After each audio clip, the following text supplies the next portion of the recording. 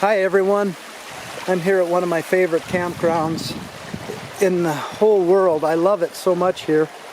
I've camped here before and I didn't stay here last night, but I drove in here this morning to see if I could find a wild raspberry. And I hope you like this video, and we'll continue on the hunt for a wild raspberry.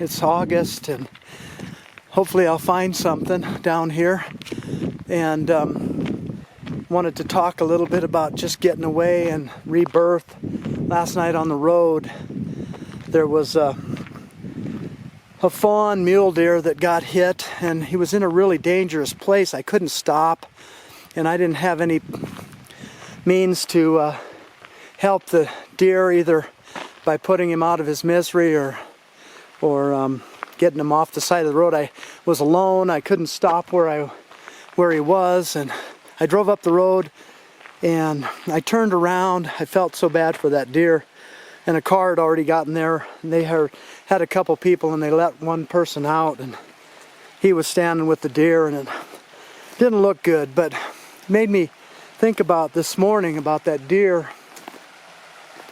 the effect it had on me, about starting over. I'm at a crossroads right now in my life,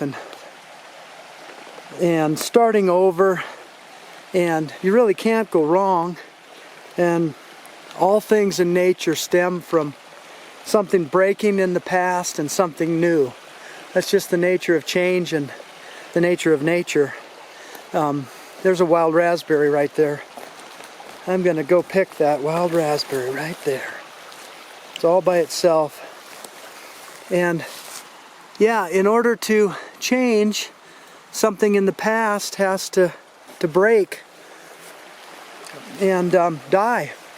These are old ancient truths, and so that doesn't necessarily mean, in the grand scheme of things, that you might succeed, you might not. You might be like that fawn mule deer. It was just starting its young life and got hit, and that's just the way nature works. It's cruel and it's kind and beautiful at the same time. It fills me with such a sense of bittersweet awe for it, the grandness of it all. How fragile we all are, but how resilient we are too. I'm truly, truly blessed to be able to have this place virtually within 250 miles of my house, in my backyard. And I'm so glad I stopped here, even just to pick one wild raspberry. Yeah, it was well worth it. I never came here with a whole big container to put wild raspberries in. I just came here maybe hoping to get one. Sure enough, I did. So I'm really, really happy to get away, to have these examples. Oh, there's another one. Look at that. Oh yeah. Cool. That's two. That's a bonus. And there's another one. 3. I'm into them right now. Anyway, see, I don't know what those berries are. I'm not going to pick them, and I'm not going to eat them. And I have no idea what kind of berry this is, and I'm not going to eat it. It looks good, it's red, but that doesn't mean that it's good to eat. If somebody knows what it is, let me know. I've never ran across it before, so I don't know. I'm going to not eat it. That's another little example that nature tells you too. You don't want to pick and eat all fruit. It's that way with your thoughts too. You can entertain the thoughts that are good, and those attitudes that, look at all these wild raspberries right here, and those attitudes that are, oh man, there's the jackpot right there. Those attitudes and behaviors that are good for you. I've really struck rich right here.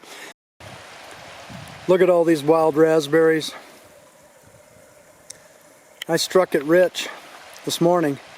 I came up here just expecting to maybe get one wild raspberry, and I've sat here and picked raspberries and found them everywhere I went, and I've had a breakfast of wild raspberries this morning.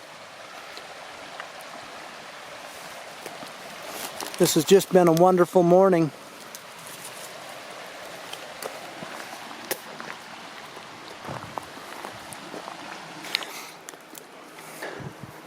Truly happy. Thanks for listening.